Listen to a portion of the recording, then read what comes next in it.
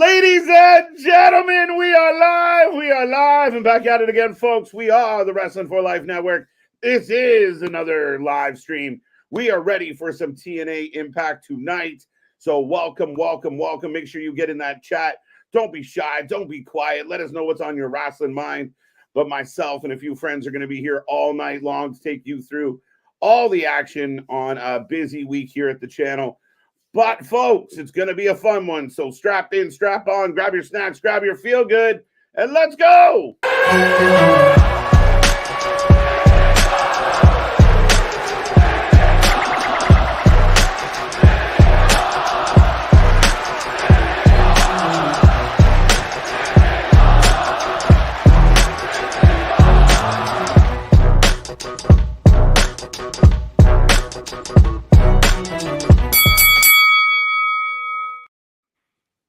Ding, ding, ding. We are live and back at it again, ladies and gentlemen. We are the Wrestling for Life Network. We are the channel that just watches more live wrestling than anyone else out there. And we are happy to be back with you. I hope everyone out there is happy, healthy, and safe and ready for another night of wrestling action. Tonight, we bring you TNA Impact on the eve of TNA Sacrifice, which will be part of our triple header tomorrow night. It's going to be a fun one, so make sure you get in that chat, say hello. Make sure you click like, make sure you click subscribe, be a part of the family. We are growing by the second, and it's been nothing but fun, ladies and gentlemen. But I will remind you, I am Mr. Every Night KJ White, the Iron Man of YouTube, and that is Big Nick. Ladies and gentlemen, boys and girls, children of all ages, the Wrestling for Life Network proudly brings to you its YouTube tag stream champions of the world, the Every Night Delight KJ White. I am Big Nick, and 100%, we got your every night get right here with another Thirsty Thursday here with TNA Impact here. But so, what do you want to talk about? There's lots to talk about. We had a really interesting Dynamite last night. A lot of buzz going on about Okada. The numbers come out today, apparently. That 4 billion a year or 4 million a year, man. Here, 4 billion yen per minute. Per move. But yeah, very interesting times. Okada is there. AEW setting up for big business next week. TNA's got Sacrifice tomorrow. Should be a fun show. I would advise them to try and look at their pay-per-view schedule or their special show schedule. I really think if tonight was TNA Sacrifice, it would do the company better than shoving it in on a Friday, 2 weeks removed from the last Friday that you covered. A la TNA or NXT Roadblock that we just had earlier this week. 100%. But I'm also a little bit of the mindset. Can you say or hear or think the word sacrifice, especially when it comes to TNA, and not hear Scott Steiner? Because no. I can't not. No, it's a tough one. It's a tough one for sure. It's one of those very much of, I know that 33 1/3% chance you percent of you aren't subscribed, right. But we got 141 2/3% chance that we are the best wrestling YouTube channel out there. It's gonna be a sacrifice, but yeah, no, a sacrifice. But yeah, I mean, very interesting, and I see a lot of people in the chat bringing up the Okada thing.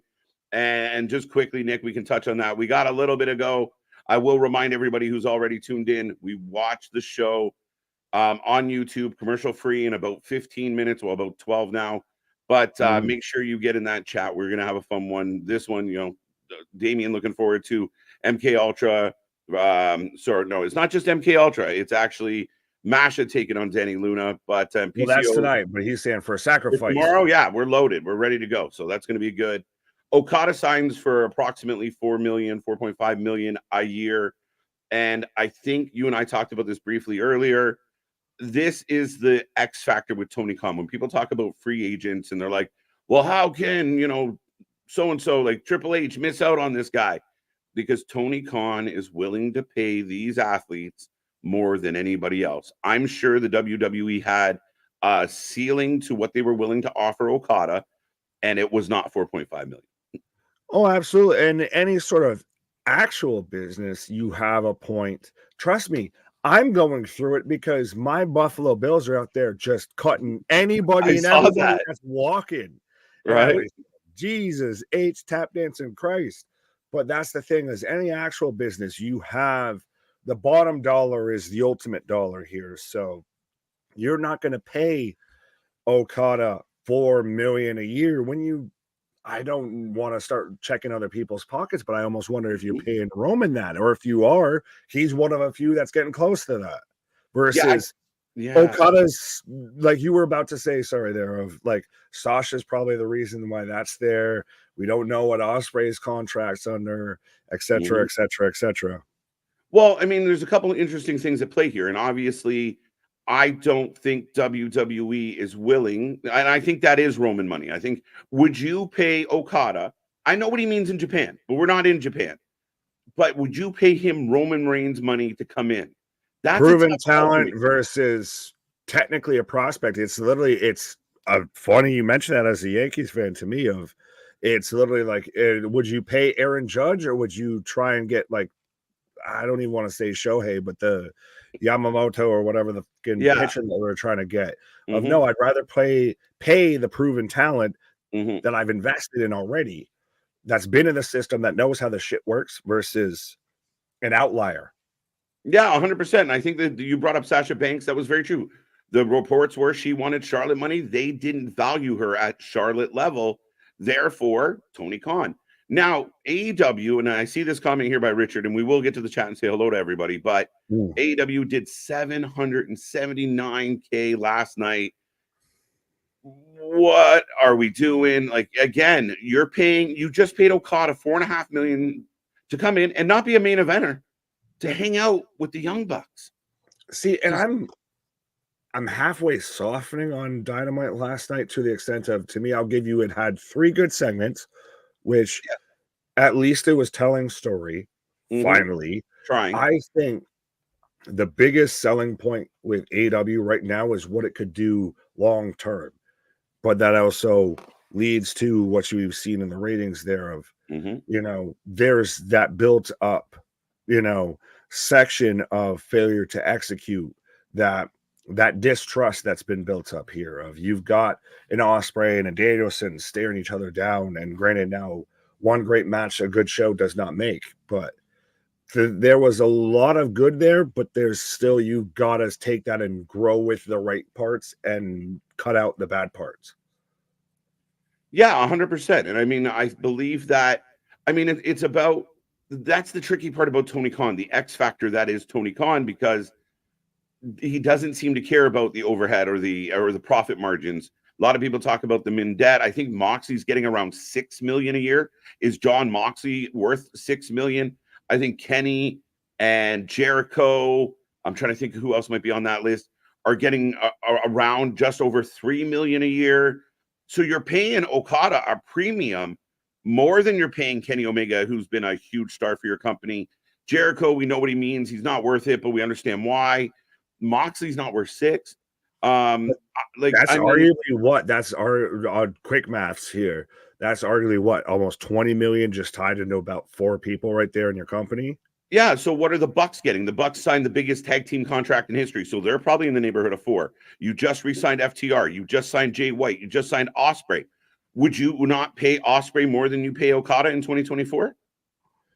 If I was sensible, man, yes, but this is Tony Khan. So, but then again, you've got also even in Mercedes, like, this is the thing is, Tony Khan, AEW has turned into the New York Yankees, to go back to a CM Punk and John Cena promo here, of that they've established themselves to an extent of, we'll just overpay and pay anybody and everybody. We will empty the bank accounts for you to be here. But now when you build that all-star lineup, it becomes, can you execute that all-star lineup? Can you have Jordan, LeBron, and Kobe on the same team and make it work?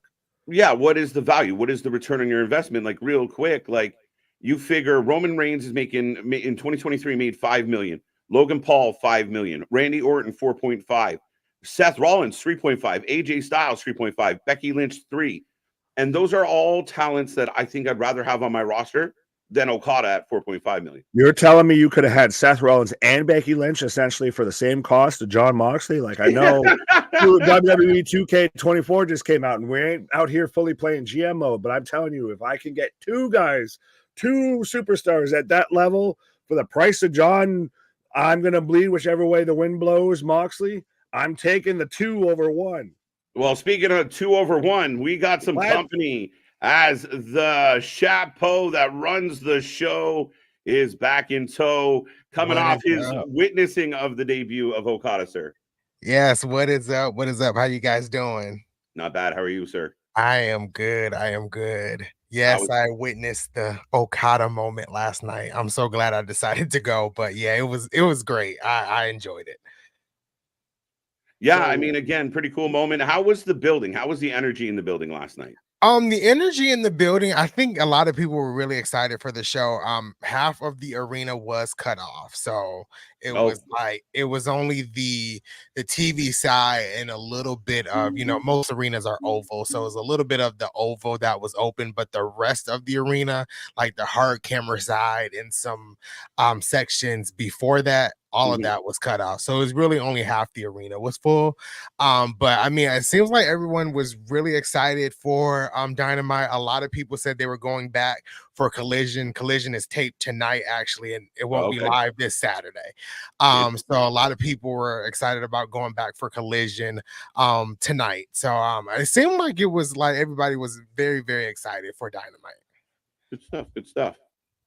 for- Real quickly, now that we got a full house here, I'm going to say hello to the people so we don't forget them and run out of time here as we are getting close. But good to see C Money, Damien, AJ, Kevin. Eric's back with us. Actually, two Erics, Eric Isaac and Eric Tater, both with us. Looking forward to some things tonight. Vance, welcome back. Another Eric. The Erics are all here. Welcome. Not Bischoff, but a whole bunch of other ones. Yeah. Boston, good to On see you. Bischoff, on Davidson, on Blitzen, on Connor, on Cupid, on there. Good to see you, Kyle. Damien, always looking forward to some stuff. Now, real quick, Richard, TJ, how are you? Christopher, did anyone else see the ratings? The ratings are not good. Greg, good to see you as well. But now, moving on quickly to TNA show tonight on the eve of Sacrifice tomorrow. How are we feeling about tonight? The card, from what I saw, the card is stacked. So we got Kevin Knight and Mustafa Ali. We got heavyweight. We got heavyweight knockouts action with Danny Luna and Masha Slamovich. Ash by Elegance is in action tonight. So I mean, it is for a go home show. They really kind of stacked it up for us tonight. There you go. But Not now, bad. question, sorry to interrupt, but Go. question, Sir Anthony, as like we were just here on Tuesday for Roadblock, would you have rather have been Sacrifice is tonight versus Sacrifice is tomorrow, and you're going head toe to toe with Roman and The Rock, face to face with Seth Rollins and Cody Rhodes? You're going toe to toe with Friday Night SmackDown. Oh yeah, absolutely. I would rather Sacrifice either be tonight or Saturday. I'm not understanding what's the problem of having these shows on Saturday. But like tomorrow, I'm even debating. As much as I love TNA, I'm like, it's The Rock, it's Roman Reigns, it's Cody Rhodes. I kind of want to watch SmackDown. So yeah, I would rather it be tonight or Saturday. I don't know. Mm-hmm. I think what's tough for me with Sacrifice tomorrow is we just came off a show. And I don't like I don't feel like we've built into this one. Yeah, there's some carryover. And yes, don't get me wrong, the card actually looks really good, but it is a quick turnaround a couple weeks apart. Yeah, it's definitely a quick turnaround. I talked about that a little bit throughout the week on TikTok. But yeah, it's a complete quick turnaround. And the only match that really has a story behind it is the knockouts title match. You know, you got Jordan Grace, Tasha Steeles, and Zaya Brookside, but everything else seems like it was kind of, let's just put it on the card and make this card great and not put much thought into it. Which Alexander versus Hammerstone, Oh dude. yeah. Battle of yeah. the Alexes. But would that match not be better with like if you had 2, 3, 4 weeks to kind of build into something? Yeah, Oh, but shit, I mean, we just watched Osprey. Well, speaking of, Anthony was at Dynamite, as we've got the show starting off right now. But Yes. we just had Osprey have probably 2 potential match of the year candidates back to back, essentially. Facts. true. Yeah, because that Kyle Fletcher match last night, that was Yep. something you had to witness in person. I was gonna say that must have been fun live to watch that. I mean, they did show up and show out without a doubt. Yeah, they absolutely did. It was fun to watch. Everyone was literally on their feet the entirety of that match. So it was definitely fun to witness live. Right on, right on, right on. Now the show is starting, ladies and gentlemen. Like we say, always get in that chat. Let us know what's on your wrestling mind. Let us know how you're feeling about the show as we go through it. Should be a fun one here tonight, like we said, setting up Sacrifice for tomorrow, and we'll see what tricks TNA has up their sleeves. Right. Well, I am excited for Masha versus Danny. I'm a fan of both women. I think Danny Luna. I know a lot of people are kind of high on Zaya Brooks' side. I know that oddly rhymes, but I really like Danny Luna being introduced into this knockouts women's division. Yeah. And also shout out Masha, by the way, for doing the Bull Nakano tribute that I saw she shared earlier with Bull Nakano Right. in the Hall of Fame and everything. Yeah, I think I kind of agree with you there a little bit, Nick. A lot of people are high on Zaya Brooks' side, but Danny Luna had a very, very good showing at Hard to Kill as well. I hate that she's kind of being placed in the tag team. But yeah, I can't wait to see what they do more with Danny Luna heading into the future.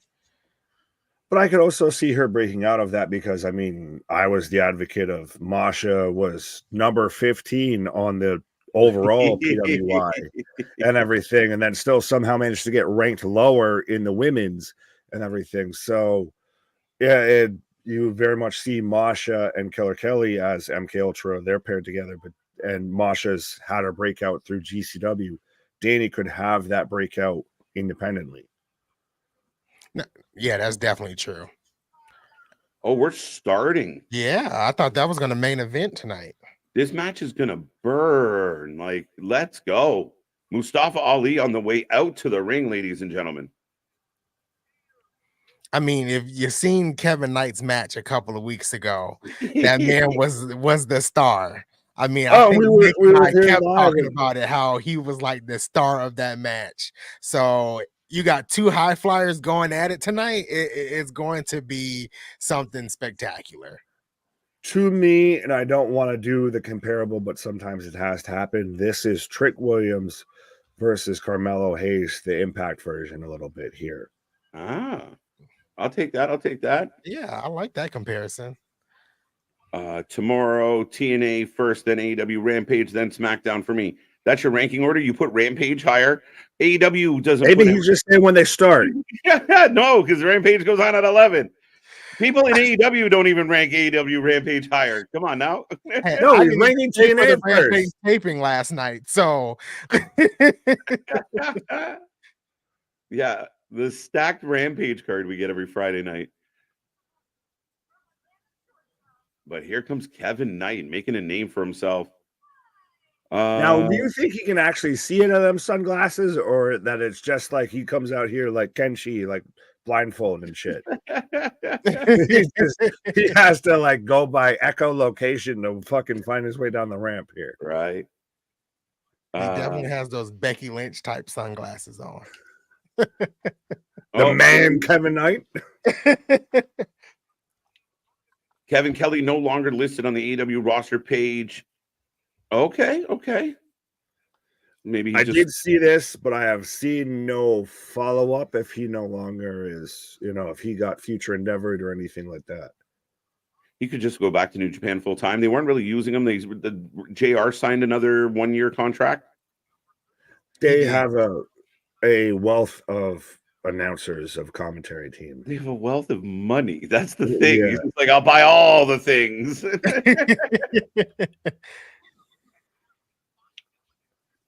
Welcome to AEW. Do something strange for a little piece of change. Enough. But we are off and running, ladies and gentlemen. And if you don't know the answer, by all means, let us know who you think's going to win and why is it Mustafa Ali. It's definitely Mustafa Ali. There's no other choice.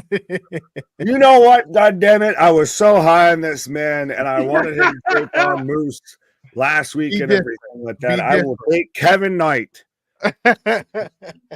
Exert yourself. Stamp your legacy, good sir. Yeah, I think he feels like he has a bright future. Absolutely. I'm really curious to see where he goes from here. They made a big deal when they signed him, and Yeah, I heard you a couple weeks ago of like, just give him the belt. Give him the belt. he was out there with Eddie Edwards and Moose. Brian Myers and everything like that, and he stole the motherfucking show. He did. I mean, at one point, I think me and you both, Nick, thought he was going to pin Moose. We thought he was. Yeah, he was literally. He's out there with every top guy. He's out there with Motor City Machine Guns, or Alex Shelley, Kushida, Brian Myers, Moose, Eddie Edwards, and he's the one that's leading the match. That's the star that fucking shines the brightest. Right. AEW, Osprey and Okada are feeding AEW's current audience. AEW needs more signings like Mercedes, among others, for their audience to grow. Okay. What do y'all think? I think they just need to have better stories. I think they have to keep people engaged, and they can't. And that's like, I have high expectations for next week just because I went, but I know nothing as much is going to come out of next week. Other than Mercedes showing up. I don't think there's going to be anything kind of long lasting coming out of next week. So they really, to me, just need stories. That's kind of how I feel. I don't know. I think the easiest bar that they need to overcome is they need consistency. Even I agree that they need stories, but I think they just need to be fucking consistent. Because even like last night, we both really enjoyed and liked, Adam Copeland going after Christian and all of that. But that's been missing for like 3 weeks. So it just felt a little out of the blue and everything. And we're now already seeing with the Okada thing of we're setting up Okada versus Omega, but help the story get there. Don't make it a slog to get to that shit. Yeah, I would agree. I mean, I think it's entertainment value. And we talked about, okay, fine. Last night was a reset. By the way, Mustafa Ali, huge neck breaker into a pinning opportunity. And the match rolls on here. Good start to this match, good pace. But yeah, it's consistency. I like your take on that. And again, it's the arching storylines. Why should I tune in next week? Like, am I going to tune in next week because Okada's going to do something with the Bucks? I don't know if that's going to sell me on another show. I like at the end, Danielson staring at Osprey to go off the air. That might make me take a peek, but you need more of that. And we talked about it when we watch Raw nowadays, and it's cooking. And Seth comes out, the crowd goes nuts, and they sing along. Sammy comes out, the crowd goes nuts and sing along. Jey Uso, Cody. There's a big audience participation. Like, if the WWE is in your backyard, you want to go because it's a fun time. And AEW doesn't have a lot of that, like where they really feel like you're pulling it's like they're putting on the show, but the ability to kind of make everyone engage long term is what's missing. Like where you're, I got to get that Yeet t-shirt, I got to get that, I got to get this merch. Like the AEW's got to find a way to arch it for more than weeks at a time. It's got to be a big picture. Anthony, your counterpoint, because you went there for Okada. No, I agree. I think it's, and somebody said it down here. I think it's Richard. He said AEW should have a TV show mentality. I think I've said that so many times with KJ on and you as well, Nick, that most TV shows have a consistent story. And that's what keeps people drawn in each and every week. And when what is he doing? Super backstabber. Oh, I felt that one. That either hurt a lot or that just fixed every fucking kink that has been in that man's spine for the last 17 years. Like either he's going to walk hunched over or walk straight up for the next week. Right, he's either Quasimodo or he's grown 2 inches that day. But yeah, with the Devil storyline, I was intrigued with the Devil storyline, and it seemed like they were, doing. Yeah, and it seems like they were kind of doing something there, and then we had the reveal, and then it was like boom, nothing happened after that. We got the Undisputed Kingdom, and I'm not interested in nail one of them in that group. So it's like they gotta be consistent. So everything KJ is saying, I believe, you, Nick, as well, consistency and having some actual stories is what AEW needs to draw in more viewers. But I think the real crux of the thing, and as Kevin Knight's taking out all of the men in black out here. Wow. Here come the men in black. Galaxy Defender. But my biggest thing, and I don't want to be that guy, but Anthony, you were there last night, and you even said out loud that almost half the arena was cut off for attendance. Everybody was pretty much focused on the hard cam side because the memes go around. I mean, if I want to dig a little deeper, my entire row, it was basically just me and my entire row. So I had the whole row to myself.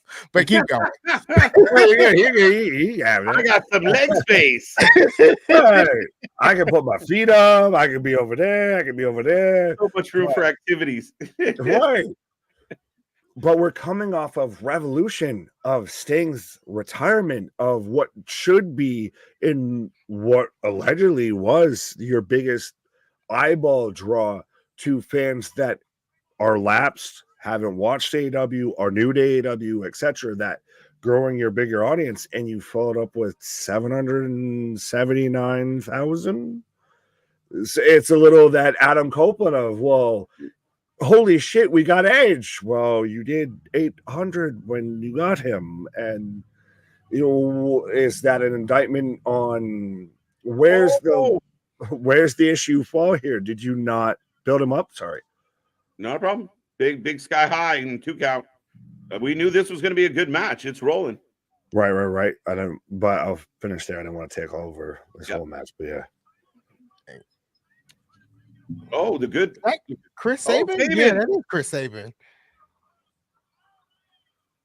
Oh, how you get kicked in the head and grab your nuts? What? I think he grabbed his hand, but yeah. No, he grabbed his nuts. You ever he was making sure he had some fresh warm peanuts after he took that back bump there. Oh, Ali with the belt. Maybe he's going commando and they just bounced when he fell. Bounce when he fell. And Ali picks up the win. You ever have the boys rattle off your thighs? Not fun, boys. Especially in denim. It's a rough landing, but Ali with this sets up future Kevin Knight to come back at it. So I like this. Kevin Knight, I think, is the guy that works perfect to be the one that takes it off of Ali, because Ali's on his sold out presidential campaign out here on the indies here. Of it's now becoming a track record of every show that he's on ends up selling out. And they're now they're laying a beat to him. I didn't realize the Good Hands were now working with Mustafa Ali. They are one slutty tag team. I'm just saying, just putting it out there. How are you gonna say that? We're talking about a guy grabbing his nuts here. They call the Good Hands. That verbiage. Well, this is all just getting extra, triple XL. I know it's the X division, but this is 3X instead of 1X. Alex Shelley coming to the ring. Why is man's out here in a crop top? You look like Wardlow from last night in that man sport bra. No, he looks like a Wardlow and Nost Malone had a child. Holy shit. I thought Sabin was at ringside at one point. He was. Oh, there he is. He has no marbles. So we setting up Sabin, Shelley, and Knight versus Ali and friends. 6-man.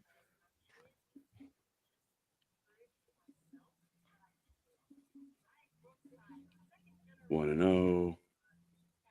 So now we're getting a Zaya Brookside package. So they're really giving this lady quite a bit of love. Actually setting up the match with Steels. I feel like Zaya Brookside is. I I don't want to compare her to Trinity, but I feel like she's the one to replace Trinity's position in the company a little bit. I think that's kind of where they're headed there a little bit. Oh, I kind of feel like Tasha might be doing that a little more because I've seen a little more True. presence from her. Yeah, because she wasn't active a lot last year. Tasha Steelz was not. And I felt like I'm gonna use this phrase drop the ball, but I was looking for a Tasha Steelz versus Trinity match in TNA. Yeah. And that did not happen. So Facts. Well, you want to make your comparable to Tasha Steelz and Naomi here. I would say that fits because you could maybe say Mercedes Kiera Hogan could be a comparable of Kiera Hogan's now moved on to AEW, has, you know, very much left TNA behind and everything. So this is Tasha Steelz's chance to establish herself as an individual instead of just the secondary slot. But it's been a hot minute. Like it's funny that you brought up Kiera Hogan because I was going to say, I almost want Kiera Hogan to come back. They're not using her in AEW. She never really found her groove. They use her more lately on Ring of Honor at all, if at all. If she comes back to TNA, she'd be prominent. She doesn't necessarily have to go back into the tag team, but she's a good wrestler that's not being utilized. Oh yeah. There's a plethora of talent over there in AEW that's really not being utilized that could go somewhere else. 1, 2, 3, 4. Tony, you paid for me. What would you want me to do? Stay on your shelf. Shut up. Okay. Right. Just do this the whole time. You got to do the pose like the action figure does. Right. I'll pay you $1 million an hour here to do this shit. Bro, they even have her background look like it's a fucking soap bomb. Tell me Ash by Elegance doesn't sound like it's some goddamn pay-per-view or perfume, not pay-per-view, perfume. It's just not often we get like person by something. Like we never get like Roman by Chief or you know. They've gone to the point though where they're sliding in advertisements in wrestlers now because we've got Lexus King. I feel like we had another car wrestler that we're talking about on Tuesday. Now we've got Ash by Elegance. I'm waiting for that fucking perfume to show up or something out here. Calvin Klein.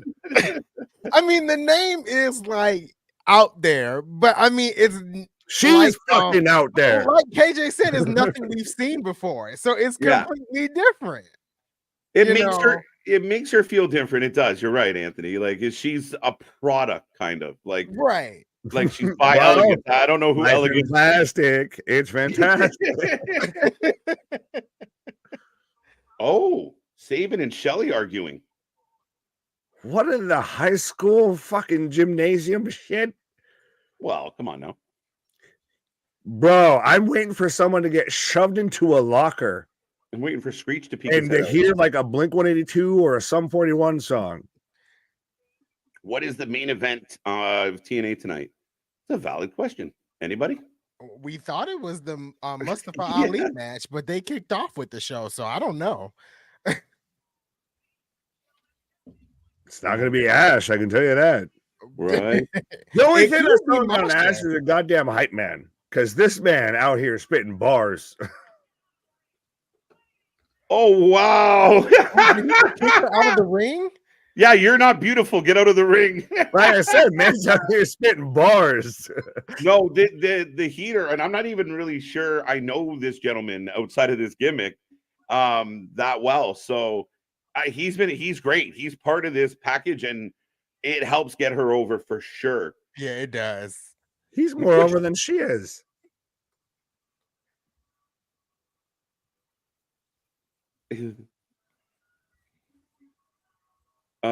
I'm really glad you guys are streaming tonight. I'm sure you're gonna ask me why.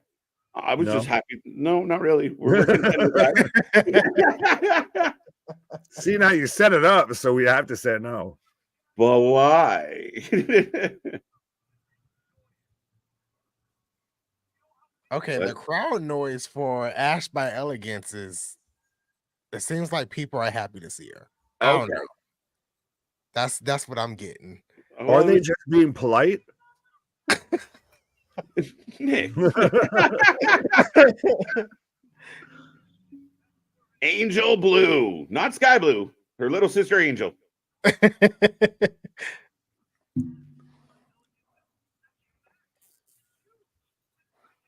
Polo, good to see you. What the fuck is this pose, by the way? That's the elegance pose. Exactly. That's That is not elegant. That's I'm a swan. Just like that. What is that? Is stop looking at me, Swan. There you go. That's elegant, not. I am a model. What is this? A gimmick for ants? That's her blue steel. That's a blue duck. I've never seen a blue duck. No, she's wrestling the blue duck. Blue duck. That's right? The blue duck pose. She's wrestling the blue duck, my guy. No. Fuck. Is she saying kiss her shoe? Yeah, I think so. So this is okay. I got to give her some credit as far as like digging in. This is what she should have done in NXT, is dig into being a heel, because we had seen the flexing babyface for a decade.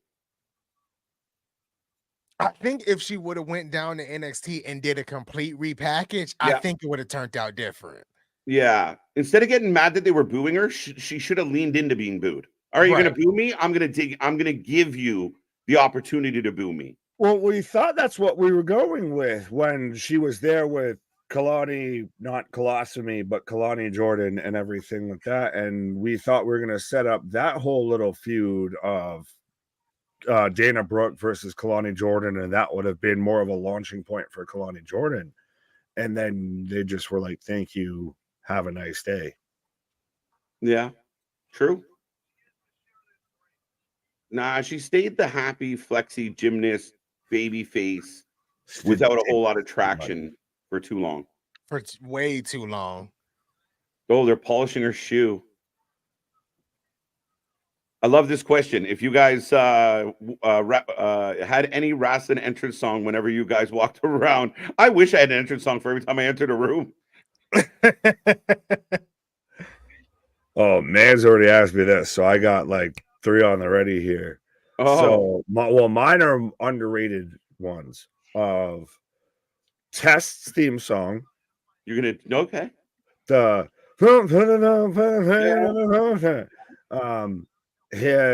Cayman's actual theme song of yeah, again, no one remembers it, but it was the actual. I remember. I was just surprised you picked it. Yeah, and you didn't pick a Creed song. There was no wrestling entrance song. Well, it's funny you mentioned. Okay. Well, no, if you want to mention one that's not a song, then I'm gonna go with "On the Mic, I'm a hand, I'm a bad man, I'm a bad man." No, I want to. If we're gonna hijack an entrance song, I want to hijack Samoa Joe's WWE song because yeah, that's so good. And if I had to pick a second, yeah. Jay. Oh, it's over. It's over with rarefied air. That's a good name for a finisher. I love that move. The name of that move, yeah. You know what? What I've seen tonight overall worked for me. The arrogant guy introducing her, the wiping the feet. I thought she did well tonight. This is progression for her. Yeah. And I think the concierge, I think this is perfect for her because she's not the best talker. So I think that's going to be the splash that this character really needs. Yeah. I think the manager is over more than the wrestler. I don't want to fully say it's Reggie and Carmella because Carmella is still super talented, but it's one of those. So Reggie still got a job, but Dan's just not having it. I thought she did well there. I think if she didn't say she didn't do well. I'm just not as sold on it. Well, at least you've changed your mind from the. You're right. I hated this shit initially. I called her Timu Tony Storm, and now I'm out here praising rarefied air. So, right. We got Steve Macklin cutting a promo from his hotel room, maybe, or his apartment, maybe. That match is going to cook tomorrow. We were talking about Sacrifice. They do have some really good matches on this goddamn card. Yeah, that match is going to be insane tomorrow. And it's Nick Nimit's debut, I guess his pay-per-view debut. So this is pretty good. Yeah, because the only other time he showed up on a pay-per-view was when he showed up and was just debuting. So Yeah, Hard to Kill. Yeah. Right. Yeah, we mentioned this last night. Bull Nakano gets into the Hall of Fame. Rumor is Haku's right behind him, her. Well, I mean, if Haku's ever hot on your tail, I suggest you probably run a little bit faster. That man is fucking terrifying. Have you all seen him laughing to his, I guess, alleged first time of seeing the Oh, shit. Shockmaster? Steve Macklin is laid out in his hotel room by Nick. I didn't do nothing. I was here the whole time. My hands are up. There you go. Macklin laid out.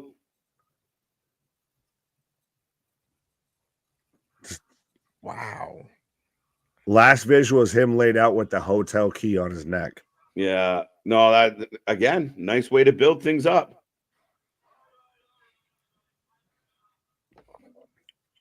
Right. As we've got the good hands about to come out now.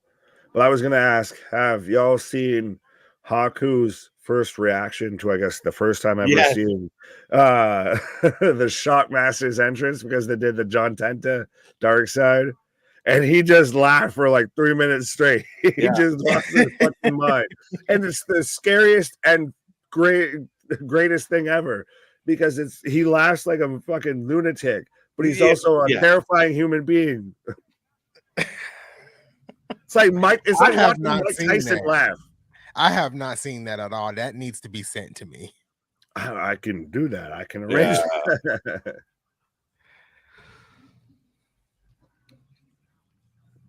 So we've got Kushida coming out right now. Kushida and Alex Shelley versus the Good Hands. Yes. Yeah.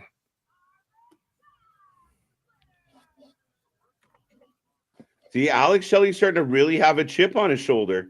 I like this. Maybe we get, like, on the independent scene, we get a lot of heel Shelley. This will be very good. And I know last year when he was feuding against Alex Shelley, he was, feuding against himself, I guess. Feuding against Josh Alexander, he was showing a little bit of that heel side as well. Yeah. Which I really enjoyed. It seems like he was mad about a lot of things that didn't make sense. Well, he's coming out here now too. Also, of course, he's coming out here in the black garb and everything. You know, he's got the heel attire. He's not fitting in with the gimmick out here, right? And just having that backstage segment when he was arguing with Chris Sabin, like, when have we seen that? You know? Yeah. Yeah, coming out in the entrance, not looking too pleased. You're like, I'm okay, I got this. So we'll see.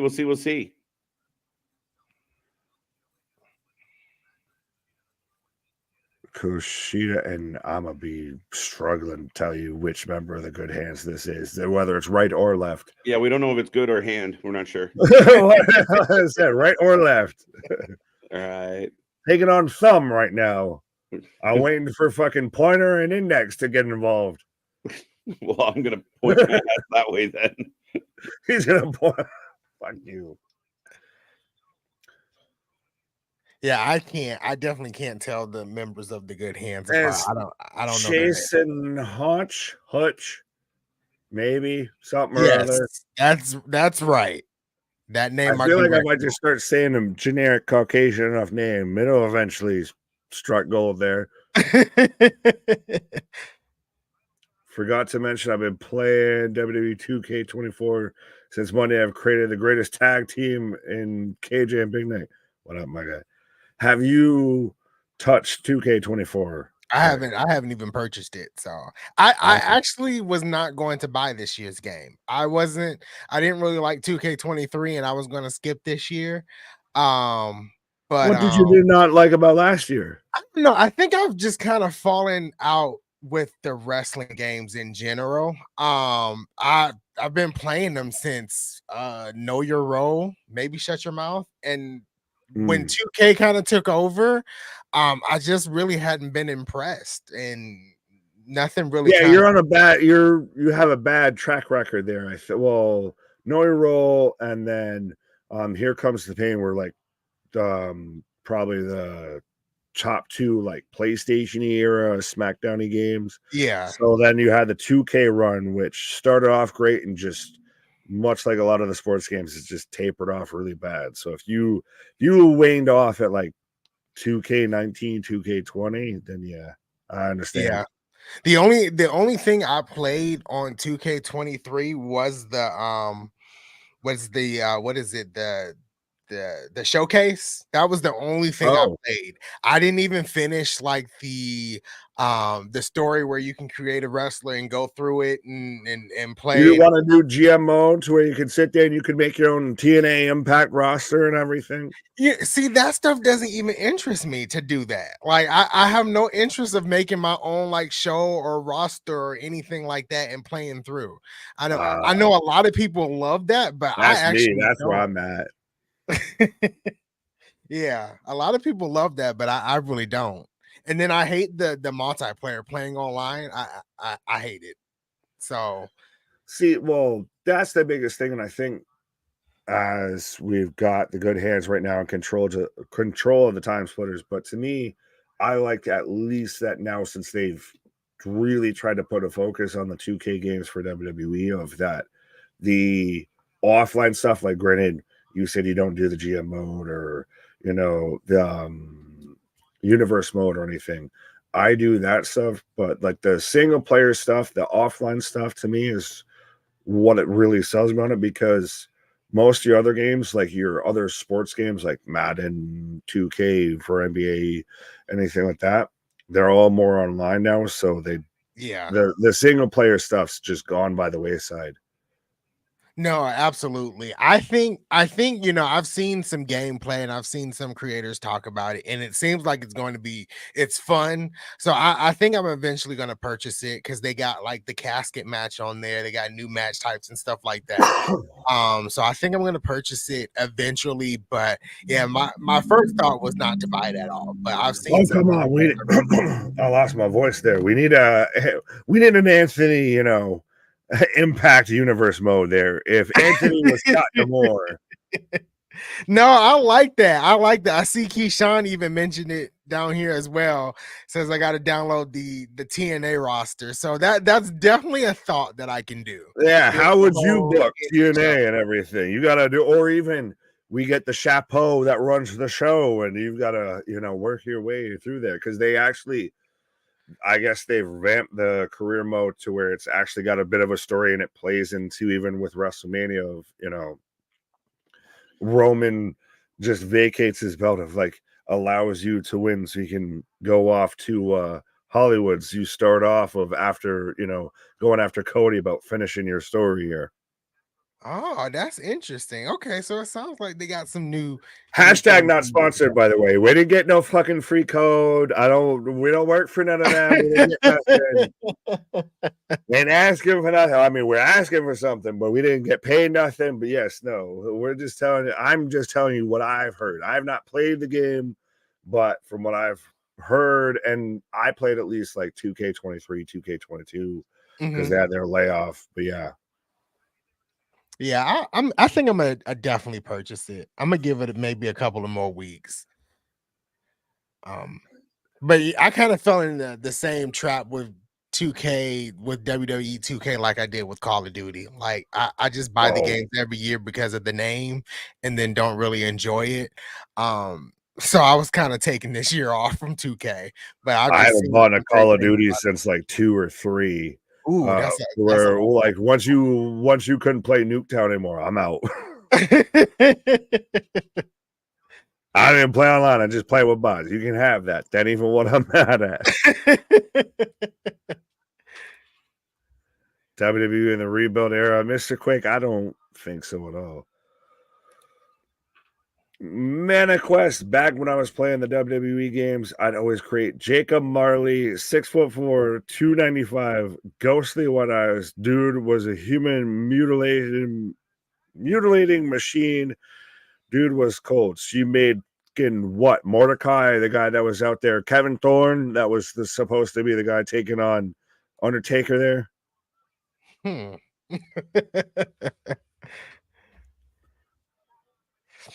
So Sally right now Polo tearing down through here says, the good hands. Sorry, what? Polo down here says, but if you get the game, you get the 40 years version. If not, you'll be dissatisfied. So I have to pay the extra money for the 40 years version. Is that correct? Isn't that like $120? Listen, I didn't set the price. Well, and even then, you got now certain people are in the game but not playable characters, and yeah, That's true. Yeah. And I think they only picked 21 matches for the 40 years of WrestleMania, right? If I'm not I mistaken. mean, let's be honest. There was a few that you could have missed.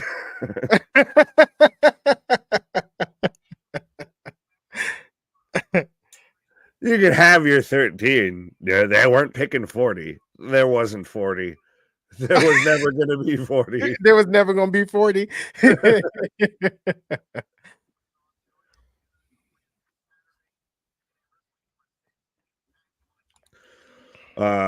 Fred Bucks, what up? Saying salute to the Wrestling for Life fam. Absolutely, my guy. As I've got good hands with a 1.5 pin here. Seems like they got control of this match. Alex Shelley nor Kushida has really taken control since the match started. Right. On a random tangent note here, I had the idea for Jacob Marley which that sounds like a fucking Pirates of the Caribbean character or something, by the way. It does. Someone fact check that, because I feel like that's name been used before. But Judas Macias, do you remember Judas Macias in TNA? The Impact legend there was James Mitchell's son, was Abyss's stepbrother. I do remember that.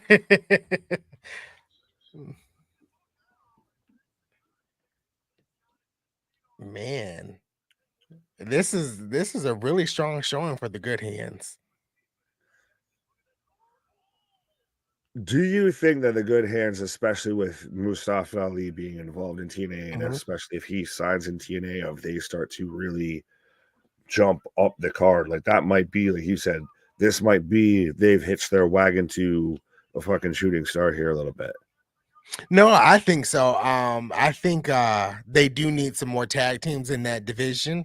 And I think the good hands would be a great addition if they continue to push them a little bit more. They can wrestle.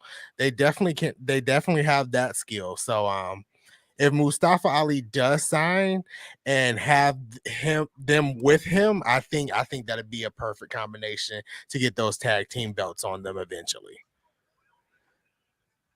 I can see that. I think literally as you were saying that, I was just thinking the good hands are a little bit more like the good brothers here, of like an AJ Styles is the Mustafa Ali of you're getting a push because he's there and because you're attached to him. But once he's not there with you, he's not going to be with you there all the time. Right. And now maybe you kind of float amongst the water there.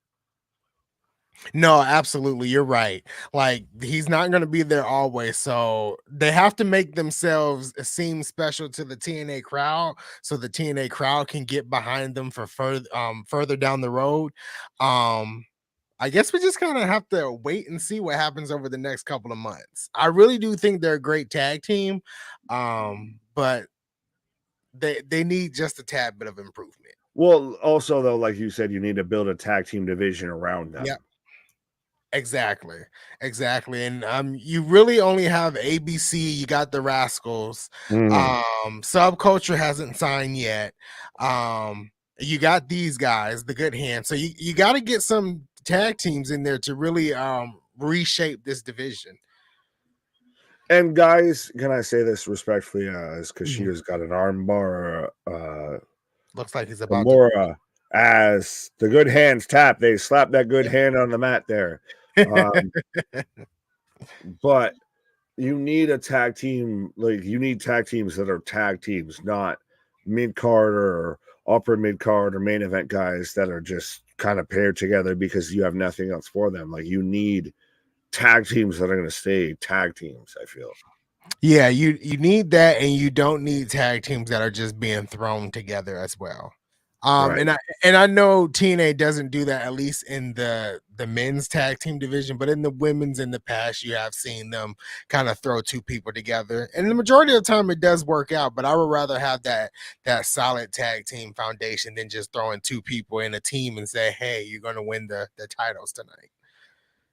Right. Well, as we have, so the time splitters pick up the win. We have them arguing, and now we cut to. I almost thought for half a second, I was like, is Ty Dillinger here? Is Sean Spears here? But we've got Vladimir Kozlov, which, by the way, I am beyond overjoyed that he's still involved in pro wrestling. Out here with Dirty Dango, and is that Kid Rock with a shaved head out there with the fucking orange flak jacket? I never can remember his name. My name is Kid.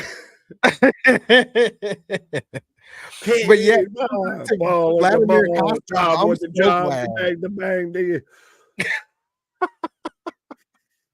I'm so glad Vladimir is still around, because when he showed up a couple of months ago, I was literally shocked. I was like, wait, this man is still around? He's still doing things?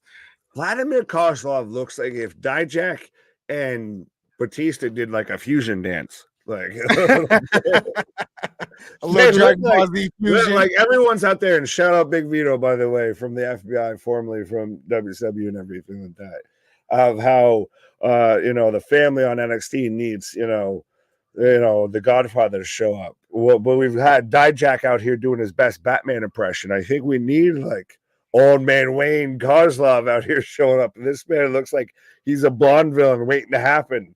He does.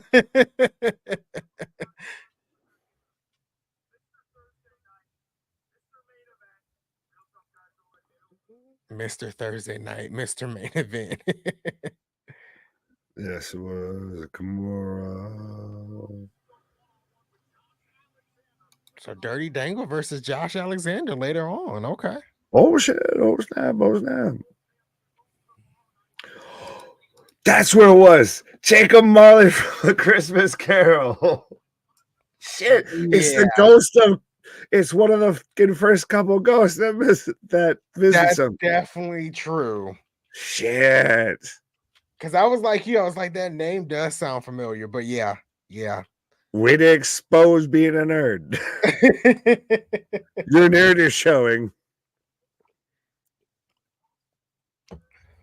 As we've got the good hands back out here trying to shake it off with Mustafa Ali.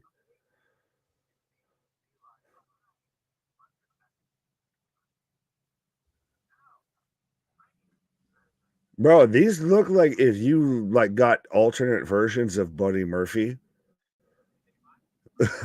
No, yeah. That's the truth. Oh. As we've got the Grizz Young Vets, so hey, that's the best show for an Impact TNA tag team. Is if you have the Grizz Young Vets in your back pocket, you have pun and not pun intended. You have a trump card waiting there. Like, why have they not signed? I just don't understand. I don't get it, because like they're one of the top tag teams right now. And it seems like Mustafa Ali has dissed the good hands. Like he doesn't even want to. He's separated. I did all of that. I did all of that up to the east side. I did all of that speech for him to kick them out. Yeah, but that's the thing. It's like you even said it. Why haven't they signed? I mean, do we get another big announcement at some point, like we got last week, I believe, where we got Hammerstone had signed? True, we could see something at Sacrifice. We could see something potentially at Rebellion, which I think is the next. Shit, we can see something tonight. We could, because I know when Hard to Kill did come out, they said there were going to be like signings, over the next few months. So we could see something tonight. Is it interesting though, as I've got Masha and Killer Kelly out here, MK Ultra, and let's be honest, is it interesting that it would now we fired Scott because he wanted to open the pocket strings and everything now, and it seems like Anthem wanted to do it, just they didn't want to be told how to do it. Oh, you're not going to tell me how to spend my money type shit, because you're going to sign Hammerstone. You're going to probably sign the Girls Young Vets. You're going to probably sign Mustafa. You signed Nick Nemeth. Like, a lot of this is now more under Anthem of, so if you fire Scott for wanting to spend and then you turn around and spend, it's a little awkward. Yeah, you know, they're probably going to spend money or getting Subculture signed too. And then if they go live each and every week in the future, you're going to spend money there too. So I think it might be like you said, they didn't want to be told how to spend their money, but they wanted to spend money. Right. But we do have Masha taking on Danny Luna right Yes, now. we So do. folks, let us know who you're taking, whether you're taking Masha, or whether you're taking Danny. I've become a big fan of Danny Luna. I know you and I, when we were watching TNA initially and everything, you were high on her. And I've come all the way around of she's become one of my favorite knockouts here. Oh yeah, Danny Luna has potential to with her wrestling ability, her size, to be the one to take the title from Jordan Grace eventually, if Jordan Grace holds it that long. She has the charisma, she has the attitude, she has the wrestling ability. Danny Luna is it for the TNA Knockouts division.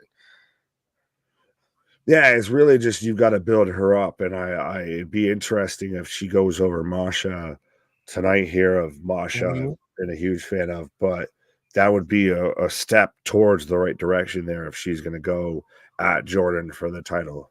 Yeah, absolutely. And just, you know, seeing her at Hard to Kill and the X Division, not the X Division, the Ultimate X match, man, Right. she shined. She shined. It really was her, Zaya Brookside, and Jody Threat that shined in that match.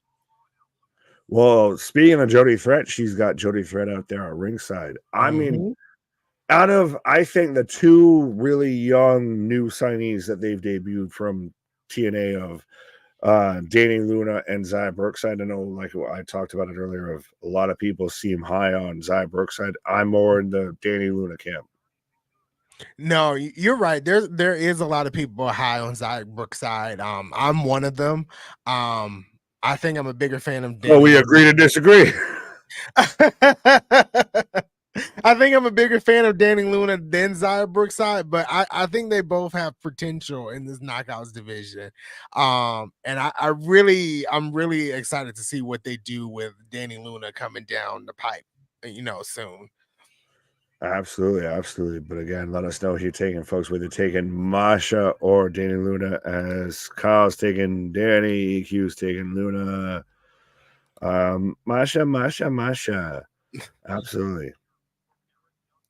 EQ point out a modified powerbomb. I don't recall seeing one, but yeah. Masha 100% though has established herself as one of the best women's pro wrestlers doing it. Doesn't matter what three letters you want to attach to it. One of the best pro wrestlers doing it. Oh no, she has, especially seeing her at like the Wrestling Revolver events, wrestling people like Jacob Fatu, Jake something. She has proven herself time and time again. Like you said, she's not one of the best women's wrestlers in the world. She's one of the best wrestlers in the world. Right. Trust me, I sat there and went on a tirade here. How are you ranked higher amongst everybody and ranked lower amongst your own constituents here? Like, what the fuck happened? The math don't math. The math ain't mathing. Right. Well, right now, Masha out here with her arm stretch here. The fucking red hair dye, though, fund for TNA's got to be astronomical, I feel, though, respectfully, between Masha, Jody Threat, and Killer Kelly. They all got that red hair, and then you got Danny Luna with green to offset everything. Merry Christmas.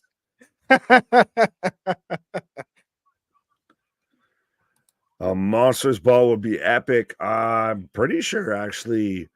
I know, wasn't it MK Ultra did a Monsters Ball match? Was it with Decay? I feel like there was around there. No, I know KJ hinted that he wanted that several times, but that match has never happened, and I kind of want to see it. Oh yeah, absolutely, and it just seems too apropos. Right. It has to happen sometime. It definitely has to happen sometime. I've been begging for it, Anthony. I think those are the perfect two teams for it. Yeah, it just feels right, doesn't it? With the heavy physicality of both these teams, the edge that both these teams bring to the table. Yeah, I would love if we could get at what's the next big pay-per-view here? Not Rebellion. If at Rebellion we could do a women's tag team Monsters Ball. I don't think there's ever been one. I'm all for it. I think they'd tear it down. Oh yeah, they'll tear the house down. I don't know what they're really trying to do with Decay at the moment, because they came back at Hard to Kill, then they lost the titles immediately at No Surrender. So it was like I was kind of surprised about that. So I'm like, what are we doing here with Decay? Was Decay just here to hype up Hard to Kill a little bit and disappear? But I don't know. Yeah, maybe. I mean, I hope not, because it's nice to have them back. And I think the Knockouts division has gone through a little bit of a rebirth, and they've taken some hits. Like, Deonna Purrazzo leaves a pretty substantial hole. Yes. Trinity had a great presence, obviously, over the last 6-8 months. Or what was it? 8 months? Yeah, it was about 8 months. Right. So, getting them back in the mix and having them involved, and then you look at Danny Luna kind of coming into her own, even in a tag team, she's doing well. Yeah. It really does put a highlight on this Knockouts division. It really does, and this match is really hitting at all cylinders. I expected this match to be good, but not this good.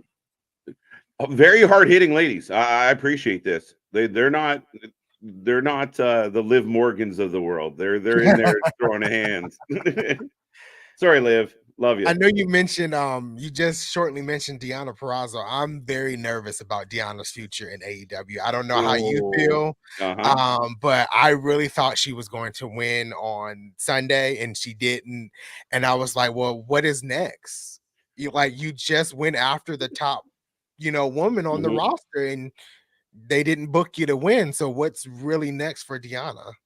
Yeah, and we've seen this from other women who've come in. They get a shot at the title relatively quick, and then they kind of fade off into not being used a whole lot. Like we saw Taya Valkyrie, kind of go through the same thing. I think Danny Luna picks up the win. Yeah. This team continues. I know it's a completely off topic, but this team keeps surprising me, because every time I'm like, oh, Masha's going to win or MK is going to win. This up-and-coming team of Danny and who am I missing? I blank on Jody Threat. Yes, I always forget Jody's name, and Nick gives me hell. But man, they keep winning. Yeah. I mean, Jody Threat, even at Hard to Kill, I mean, I was shocked. That was the first time we really seen Jody Threat wrestle really well. Yeah. I mean, it seems like they just kind of kicked the ball with that one after, and like, let's put them in a tag team. So Jody Threat picking up, not Jody Threat, but Danny Luna picking up the win tonight is very big for that team. Absolutely. Tonight, that's the main event, PCO and Allen Angels. Okay. I'm guessing. There's nothing I can't. Oh, we still got Josh Alexander versus Dirty Dango. Oh, okay. That might be the main event. See if Hammerstone shows up at the end of the night. Get you jazzed for tomorrow. What is this?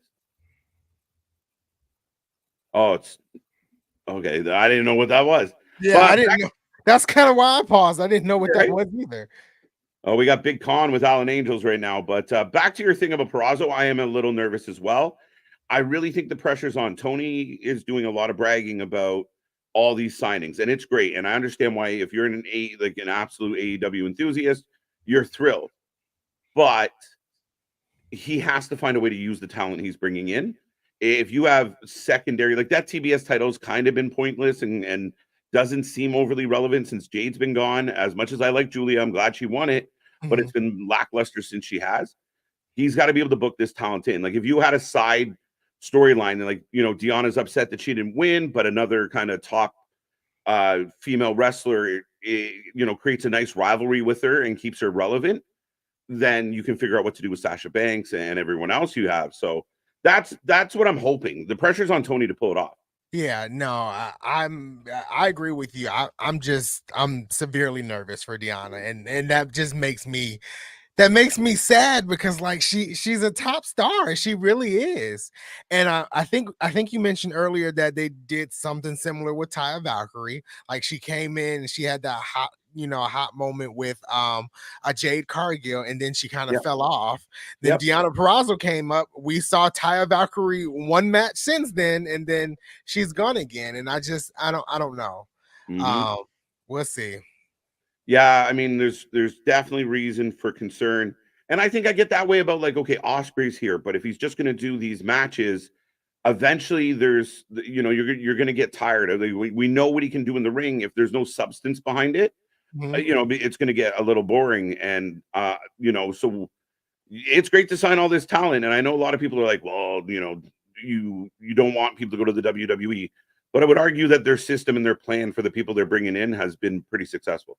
No, absolutely. Ever since like Triple H really truly has taken over, there's a sense of like he knows what he's doing with the talent coming in, because I feel like he's going to be doing things big with Jade Cargill soon. I know a lot of people and I don't really want to get into this, but I know a lot of people have said things about Trinity's booking, and she's only been back like a handful of days, and they're not giving it time. And a lot of people want to mention her run in TNA like they actually watched her run in TNA. But it's like, give it time. Give it time. Yeah, I've got some heat online going back and forth on this Trinity thing. And I believe it was you and Nick that had a bit of a friendly sparring match about, will she get lost in the shuffle? Yeah. Yeah, we definitely did. And then I think it was like one time we did a stream together, and I was like, hey, Nick, I thought about it. And I was like, you're right. We need to give it time. Right. But again, I think similar, it's early and not everybody can win. And when you come in like in midst of WrestleMania season, there's a lot of balls already rolling. So, I mean, I think you start really watching Trinity post-Mania, like for a little more substance to what she's doing, because not everybody can be at the top battling. Exactly. It's post-Mania, and then when we get towards SummerSlam, if things are not looking then we can have a problem. Yeah. Then we can switch sides and start saying okay. But I do find there is always, I don't know. I mean, maybe it's just because I'm getting older, but it just feels like a bulk of the wrestling fans are uber impatient. Like if they don't win today or if they take a loss today, like there's no way to recover from that. And it's just like, do it now. I want it now. Yeah, it's definitely a lot of that microwave society. They want it instant, and sometimes it doesn't happen like that. Absolutely. Sadly, it doesn't, but you know, sometimes it's a good thing. Right.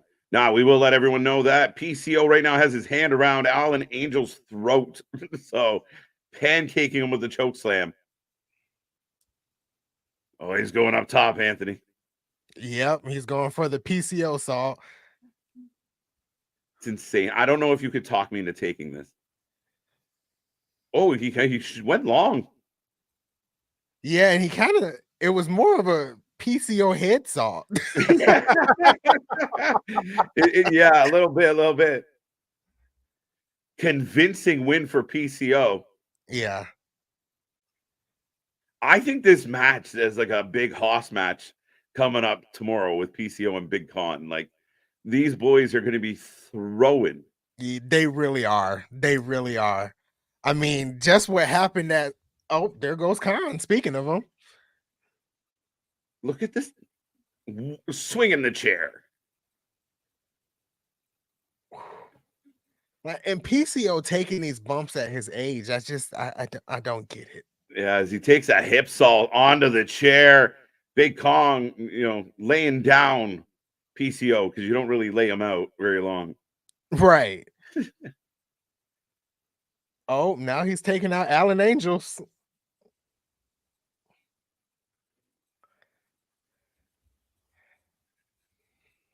Oh, he laid out Angels. Yeah. Just laid him out. Just for good measure. You suck. Oh, we're having a chair fight now. Oh my God. What are these two dudes going to do tomorrow? Is there any stipulation on their match tomorrow? I don't know. I was just thinking that myself, actually.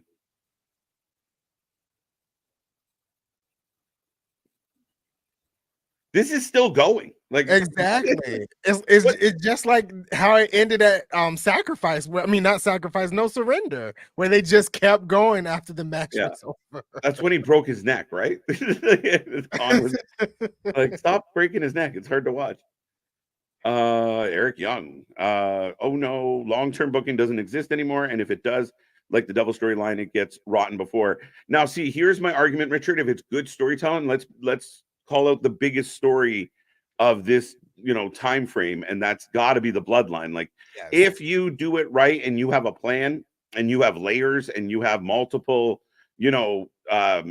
viable rivalries that work, then you can get a long-term story. I think the fans get really impatient with it, but if you are a confident booker, you stick to that game plan. No, yeah, absolutely. And you can even use the fall of Damage Control as long-term storytelling right there. I think that's a big one in itself. You got man, what the Intercontinental Champion Gunther. You got Gunther, know, and what he's doing, Cody Rhodes. So I think fans have a problem with them not pulling the trigger when they think they need to pull the trigger. And that's basically the society we live in with wrestling fans now. Yeah. They're like, man, if Cody doesn't win at 40, people are gonna melt down. Oh yeah. It's going to be rioting, police. Philadelphia would not be okay if Cody Rhodes loses. Right. It's funny to me though. Like, how do you know? Everyone said if he didn't win it last year, where they were all upset, well, if he wins next year, it's not the same. And then they're like, all right, Roman will fight Rock, and everyone's like, wait, no, that can't happen. Want Cody. We want Cody. Like, holy shit. Hey, it's the Mountie. Yes, the good old Mountie. Still baffling to think of. Breaking news: Cody will not win at WrestleMania. Sorry about you. Listen, I kind of on that vibe. I was definitely on that vibe last year where I was like, Cody Rhodes is not winning, and he didn't. I'm on the fence this year. I really don't know. I don't. Yeah. I think I'm going to call it down to the wire when my predictions come out. I'm gonna be like, I'm gonna go with Roman. It's a tight one. It's a tight one, my guy. Yeah. Which, I mean, to me, that's the sign of a good story. Is if people are debating the potential outcome, you probably did a good job getting there. No, absolutely. If it's not, which it doesn't make sense in the world of professional wrestling with the fans, though. If it's predictable, you have a problem with it. But if it's not predictable, I don't know. It's weird. Yeah. So it's like, so if Cody Rhodes does win at the Royal Rumble, y'all will be happy. But if the unpredictable happens and Roman Reigns retains, y'all gonna be mad. Yeah, I'm gonna be sitting online just looking at y'all and laughing. That's kind of right.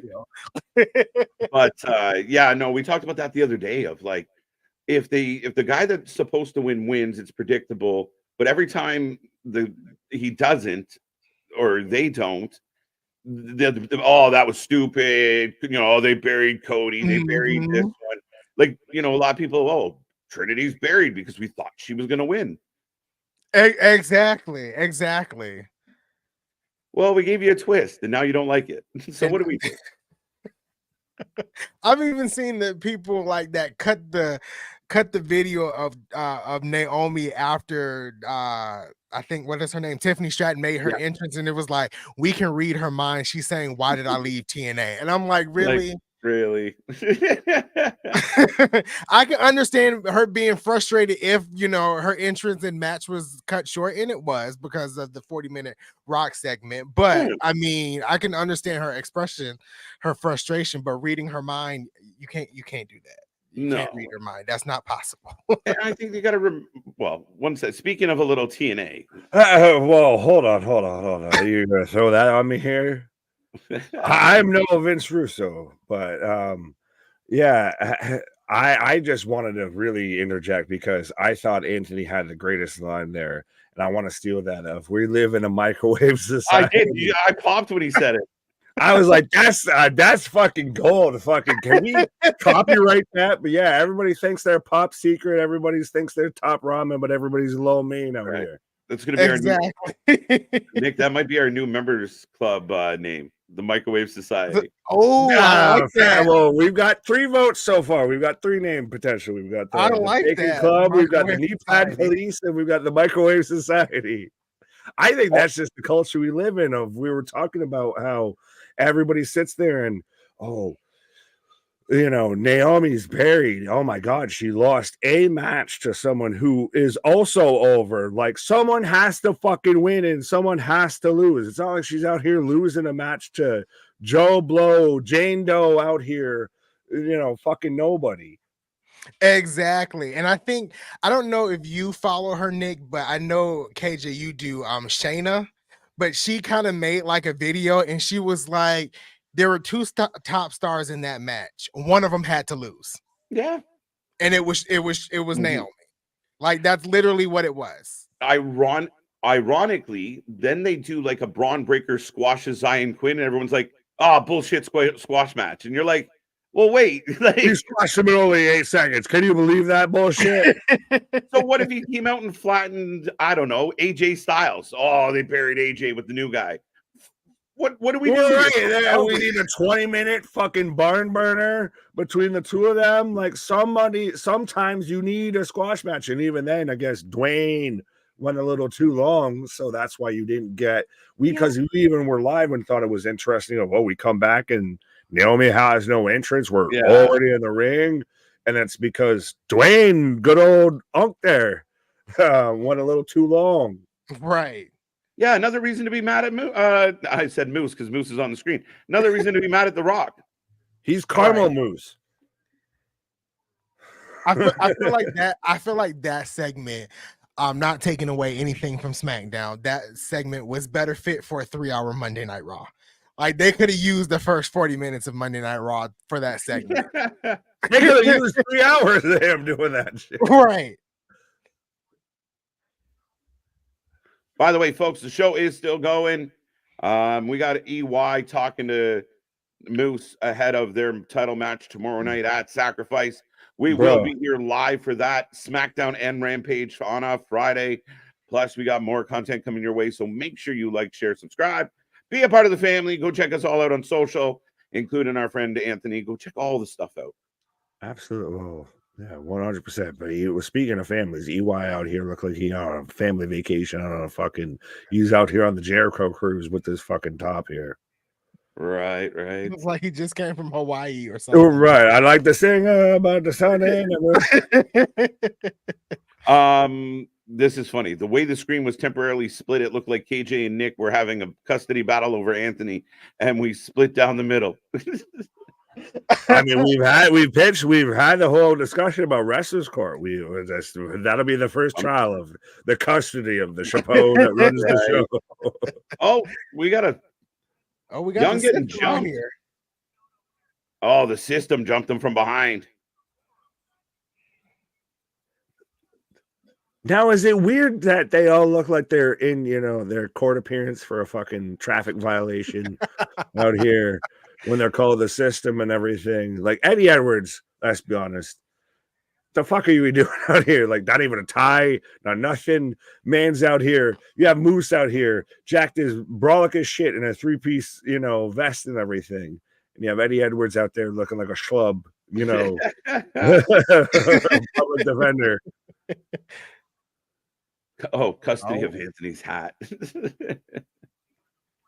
I guess the microwave society was a trademark hit there. A hit. Look, trademark that right now. We might have to. I'm digging it. I mean, it fits too well. I mean, everybody's used to just hitting that 30 minutes or that 30 seconds and just whatever happens after that. I'm either going to have food or a science experiment. The world may never know. That could be one of our like side projects on the channel, the Microwave Society, where we talk about things that the IWC wants really quickly. Anthony's letting the kayfabe go, but he's like, I just fuck the gimmicks. Great minds think alike. But we're working on it. We might have to coin it, the Microwave Society. Merch coming to the store. Make sure you click the links there because we already got your wrestling and chill and everything else like that. What was the other thing we were supposed to fucking trademark there around Dwayne that we weren't sure if he coined or not there? I can't remember. Someone in fact checkers let us know. But 100% of this is why we are, we got 141 and 2/3% chance of being the best wrestling YouTube channel out there. Literally, as you were saying, we could be printing up that merch right there. Right. As ABC chases off the system. So again, I mean, quick turnaround. They're doing a pretty good job tonight getting you ready for tomorrow. No, yeah, absolutely. I've noticed because I remember talking last year, we talked a lot about it, how the go home shows kind of fall flat with TNA or Impact at that time. So far this year, the go home shows are kind of smashing it. So I'm looking forward to Sacrifice tomorrow. But again, that brings up the discussion as granted we had Alphabet Soup in the ring. But should we have this as the go home show or the show? Should this be Sacrifice itself? I like the idea. I still think it should be, Sacrifice itself. Speaking of Sacrifice, and I apologize for all of the orange polyester that sacrificed itself to be this man's fucking tire out here. Alpha Bravo, that is his name. Okay. The guy in the orange, Alpha Bravo. Sign guy Fugly. Okay. I know normally you have to wear an orange top if you're out there hunting and everything like that. This man's wearing all of the orange. Put him with that. He's freshly squeezed. He's orange juice. Right? Wait, did you say put him with Ash? Put him with Ash. Give Ash the orange sign guy. He can put all her like sayings and her slogans on the signs. She already got the hip hop hype man there. Right.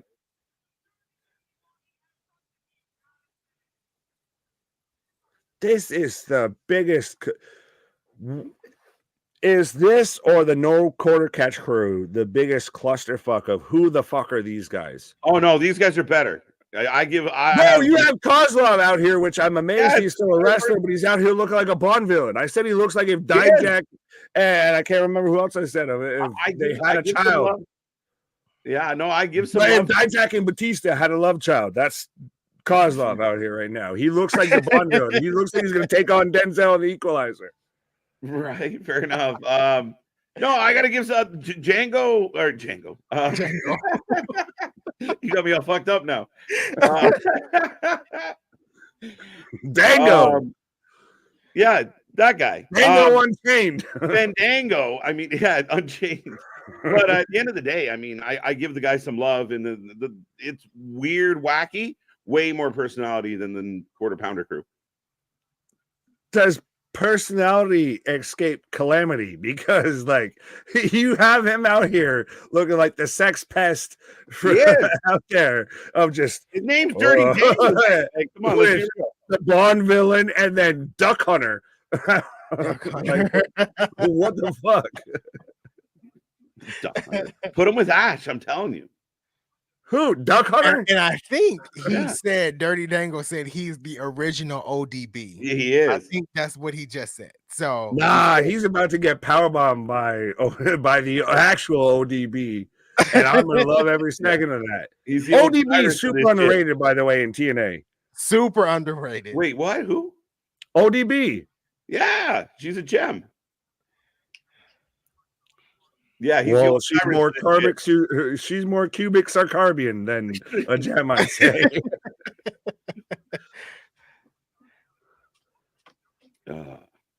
But so no, I was just gonna say, so Dirty Dango versus Josh Alexander. We've got that match going on right now. Nick's on the Mountain Dew. Run. Dijak and Hendrick and Kozlov's is Dijak is Hendricks and Kozlov's love child. There you go. Cover up your Dirty Dangos. ODB is my goat. Bah. Bah. ABC He is probably bass. right. Oh, leap over.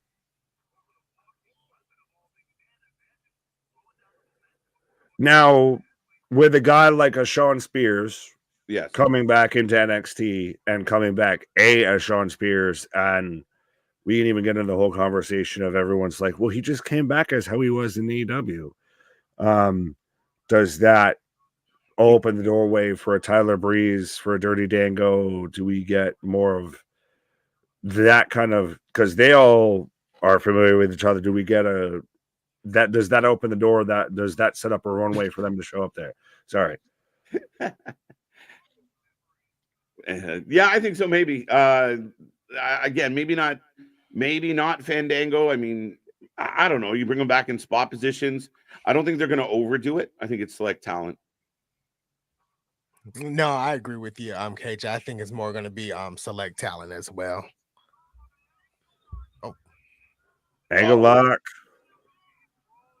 Break it. Break it.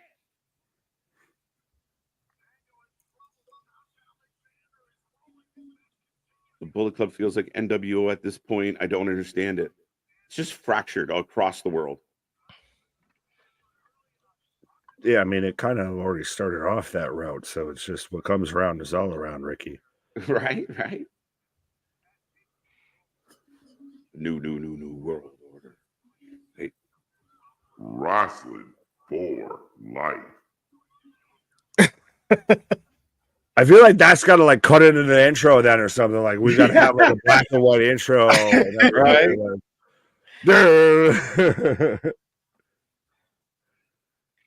Triple H and Matt Cardona have been talking about him coming back to the company. This is all, he trolls everyone with this constantly. What? Cardona always trolling about his return to WWE.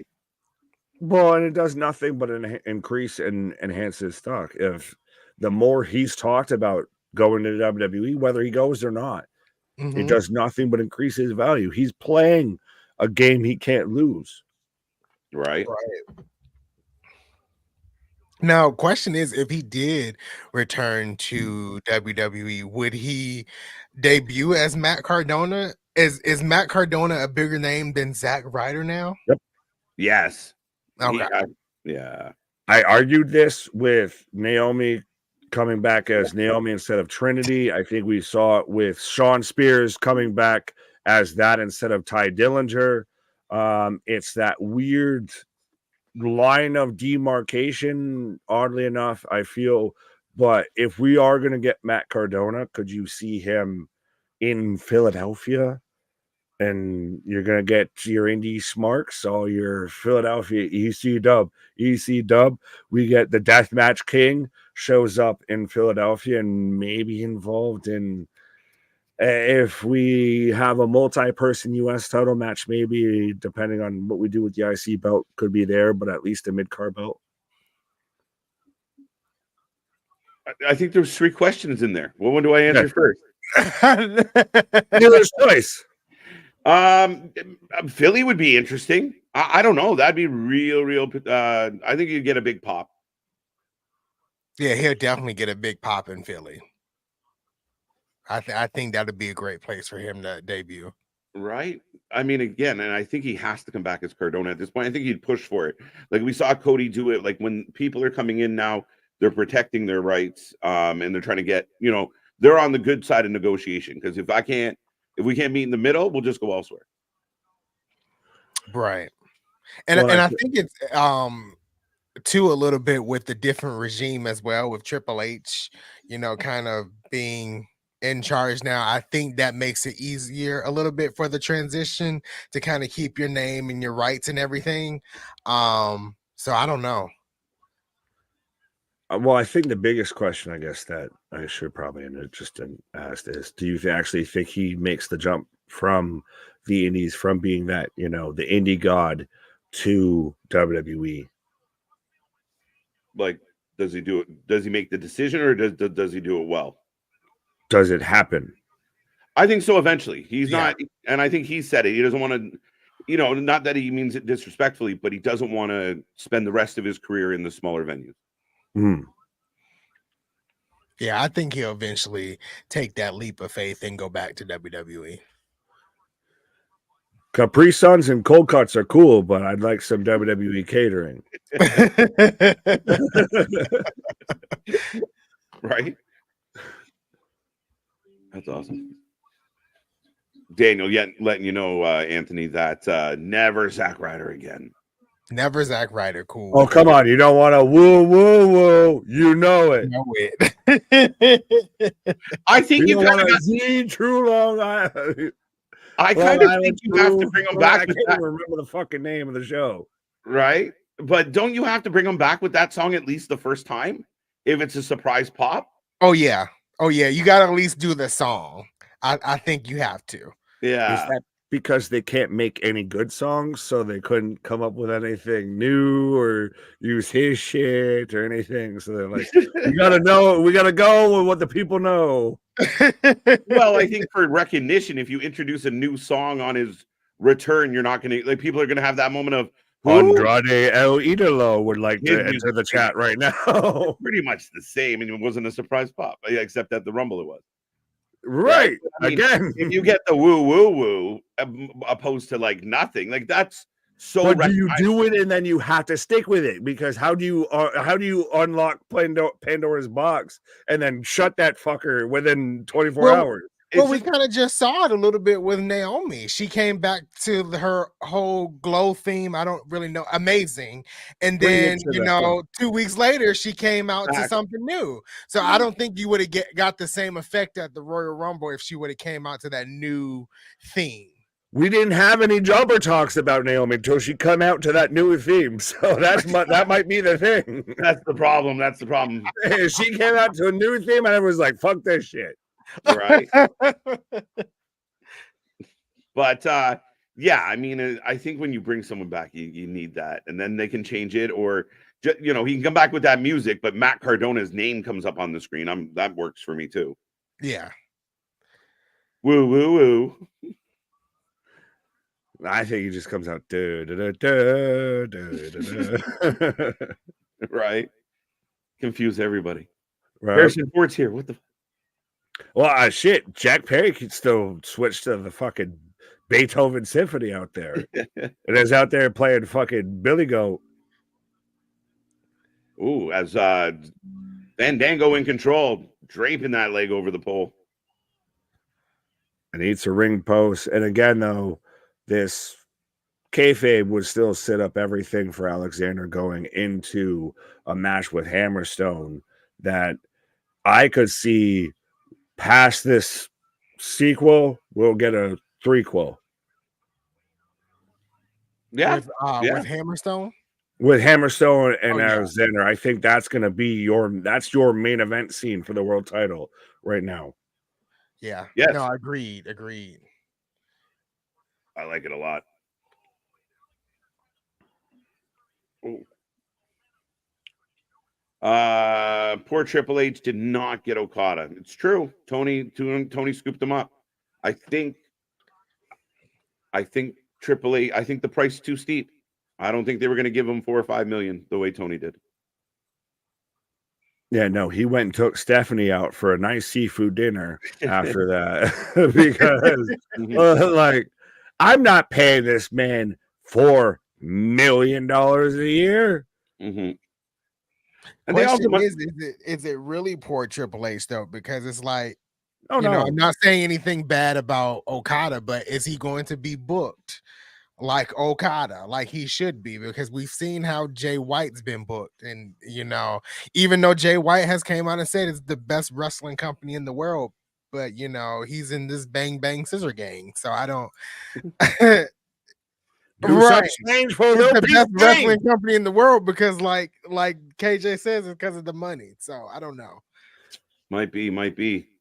Oh, big forearm. But yeah, I mean, if you could get Tomatonga, Julia, and maybe one or two other talents and pay about $4 million, I think that might be more their cup of tea, right? Right. Yeah, Okada fits naturally with that audience. Granted, I had my Elizabeth moment to where he showed up and then turned around and heel turn on Eddie at the same time. And I think that's more just all clearly setting up for when we get Omega versus Okada 5. There's more Okada versus Omega matches, I feel, than there are Marvel movies right now. Right.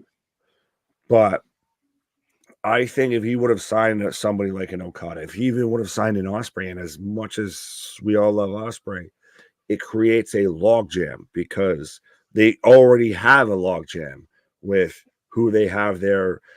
Things have changed because Punk got hurt. We've had Drew pop up and show out. We've had the whole Cody and Dwayne situation.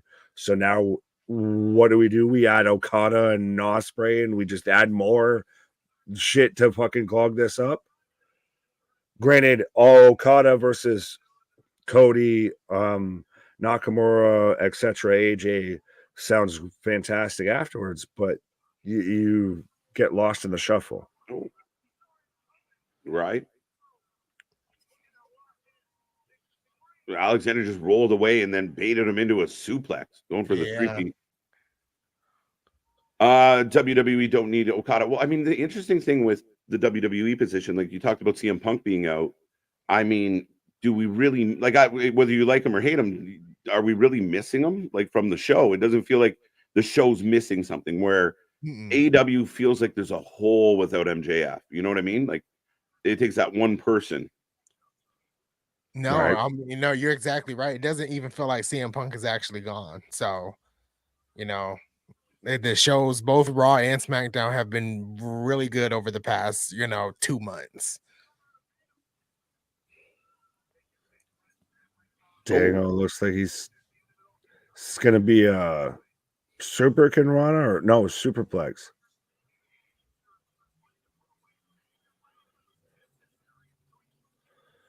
Fighting on top of the turnbuckle here. Who's going? Ooh. Down goes Duck Hunter. Nice catch. It's amazing how with that much fucking bright orange, he couldn't manage to not be seen. Right. Oh, here goes. Alexander through the air. Wow. This match is real good. Yeah. I mean, our buddy Fandango's a vet. He'll be all right. I know they call him the walking weapon, but that man tiptoed by the window off that turnbuckle there. Yeah. That man literally put one foot in front of the other. Oh, big DDT. Could we see a China Memorial Battle Royal? The winner gets the IC belt. That's not a terrible idea. I don't dislike that. I would adjust that to as Dango taps out here.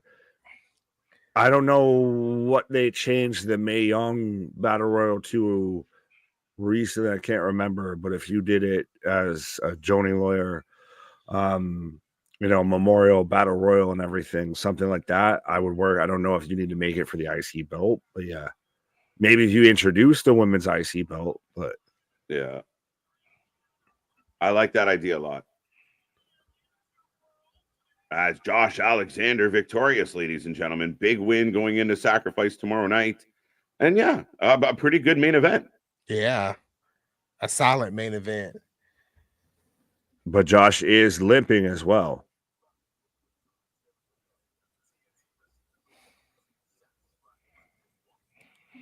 It definitely feels like CM Punk is gone. Yeah, that made me laugh. No, Roxanne Perez is out there just carrying on her father's Right. great work and just punching people in the face. We saw the picture. She's CM Punk trying to influence the next generation. He's a proud papa out there. Right? Just go around punching people. That's it. That's all you do, girl. I was gonna say, you're out there teaching kids, zero mando and everything. He's out there teaching them, punch them in the face. Right? Dun, dun. But yeah, ladies and gentlemen, that is Impact for the night. I would love if you watched it to let us know what you thought about it. What rating would you give it out of 10? Overall, do you feel they did a good job setting up Sacrifice tomorrow night, as we are still getting a little package here for Sacrifice? I thought they did well tonight, guys. Yeah, they did very well. I'm actually kind of more excited now for Sacrifice tomorrow. So yeah, they did a great job for the go home show. I just could look over at this man's throwing up thumbs down over there, KJ in the corner. I'm like, what's that all about? But to me, I really like just TNA overall. We all thought the wheels were falling off, we were, crashing on Impact here, literally and figuratively, with the firing of Scott D'Amore. With now we've got the new, command team in control here. But they've managed to still, if not everything, keep everything afloat, but still progress it. So I think TNA is in interesting but good hands. It didn't really lose a whole lot of steam. I know there was a lot of, a few days of people being very worried, but they seem to manage to keep the ball rolling pretty substantially here. Right. If you think about it, this was the first set of tapings with Anthony Ciccone, and I have to say he kind of hit it out the park. Very solid tapings that he gave us the past couple of weeks. Yeah, I would agree with that for sure. I thought tonight was good. I thought tonight was a solid 7.5, 8. Like we're kind of in that range tonight. I think I'll give it a 7 overall. Thought it was pretty good. Yeah, I'll do a 7.5, 7.5. Yeah. I'll split the difference and just be difficult and go 7.25 then. 7.25. 7.25. Goddamn Ciccone out here asking me for $3.50. Yeah, I mean, it was a solid show overall. I thought they did really well. I thought the main event was solid. The opening match was solid. It's always fun when PCO's, throwing stuff at people.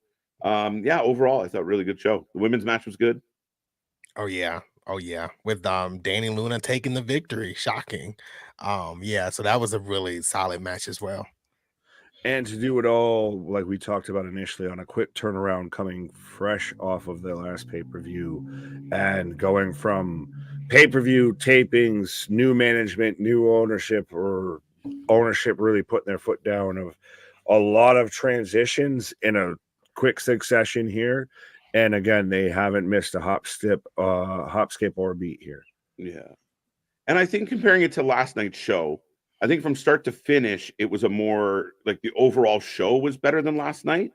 I think the high points and the low points were higher and lower on AEW.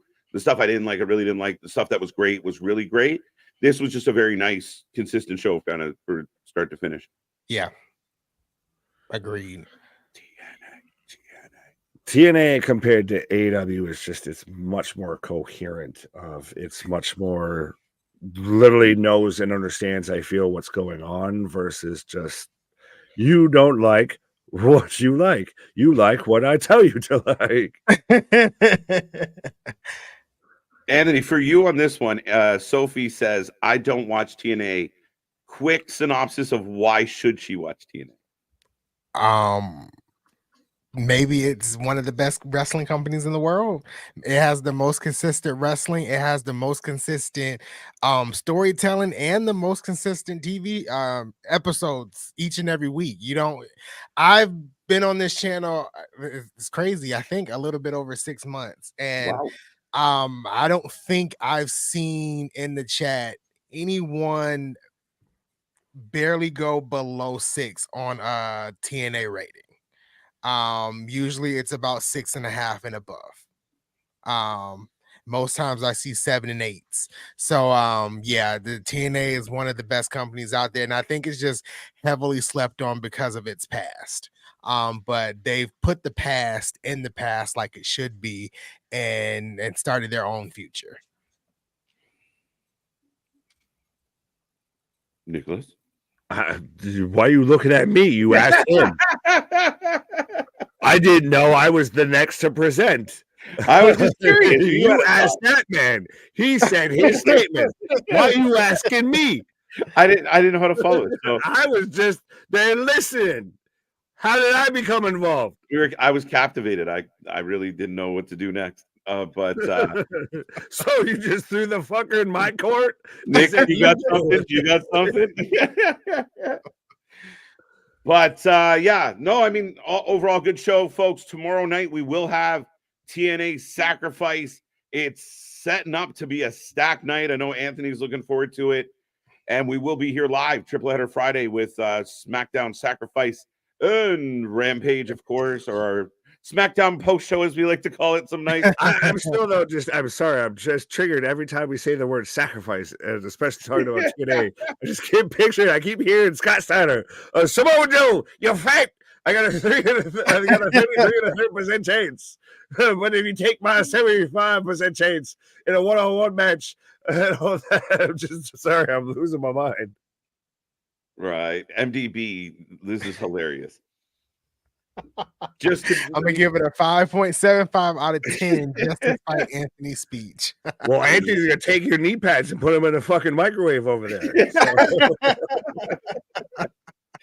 9 out of 10, decent show tonight. 9 out of 10 for decent.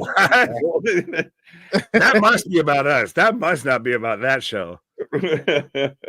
I watched TNA better than WWE and AEW. Sherry, perfect. Yeah.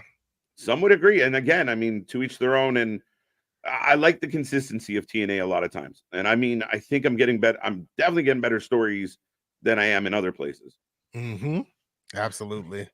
But again, sorry, but that's how you know you're home for all the wrestling is the Wrestling for Life Network, because we watch the WWEs, we watch the AWs, we watch the TNAs, we watch the House of Glories, we watch the Wrestling Revolvers. Any sort of 3-letter algorithm out there, any acronym, everything out there covering pro wrestling. This man is still my gimmick. But 100%, we are covering anything and everything when it comes to pro wrestling. What?